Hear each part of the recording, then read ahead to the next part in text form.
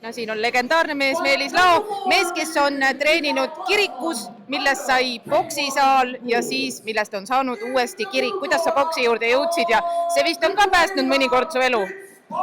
Kuidas ma boksi juurde, sa korraga esitasid nii palju küsimuse korraga, et kuidas ma boksi juurde jõudsin, nähtavasti vanemad sõbrad piinasid, siis hakkasin käima boksis. Tahtsin neile kere peale anda? No vähemalt vastu saada, jah. Aga edasi, on boks ja võitlussport olnud su elu päästmise juures? Kõik me teame, et sul on neid atentaate rohkem kui normaalne inimene suudab üles lugeda. On see võitlussport sulle olnud kuidagi kasuks? No ta annab sulle refleksid, ta annab sulle sellise tunnetuse, mis ümber toimub, annab reageerimiskiirusi ja nii edasi, loomulikult annab. Millega Meelis Lao tegeleb täna? Trennis käid? Ma käin 3-4 korda nädalas jõusaalis. Korra 2 üritan natuke kotti lüüa, aeroobsed värskes õhus, ühesõnaga, et ma hoian vormis ennast. Personaaltreenerit pole? Ma olen ise endale imeline personaaltreener. Minusuguse kogemusega ju, kuule. Nii, aga täna võitlusspordi sündmustel sa oled kohal, sa oled UFN-il kohal nüüd mitmed aastad juba või vähemalt mitu korda, 2 või isegi 3? Ja. Ja siia tulid tegema mida? Siia tulin vaatama meie poiste matše. Kellele sa kaasa elad? Tegelikult meil on kaasa ühe Tartu poisile, ta teeb pärast boksimatši küll. Sander Reemets. Sandrile, jah. No Sander sai 18 aastat jäi Tartul vahele ja Sander tuli Eesti meistriks, aga ta vastane on selline päris hea suuga.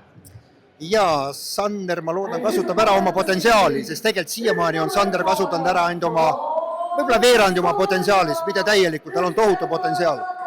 No Eesti ja võitlussport, sa oled nii ka boksiga tegelenud.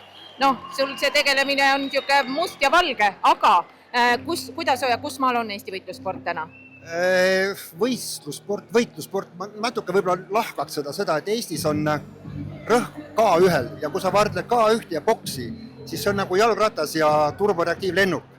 Boksi vaatavad maailmas 100 miljonid inimesed, seal on võistlus, ütleme, mingisugused parimad vennad saavad matšides 100 miljoneid ja K1 on selline kusagil 6. reas taga pingi peal, keda keegi ei vaata, aga Eestis millegipärast väga haibitakse seda K1, aga mitte boksi.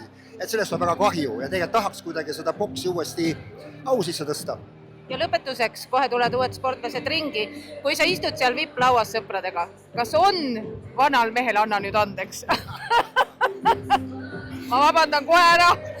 Kas on vanal mehel see tunne ka, et tahaks ka korra sinna ringi veel elus sattuda? Tead, ma vaatan vahel, et meie poisse mõtlen, mida ta teeb, miks ta ei tee seda, miks ka saame minna näitama või? Veri vemmeldab ikka ju. Ja aitäh sulle, Meelis.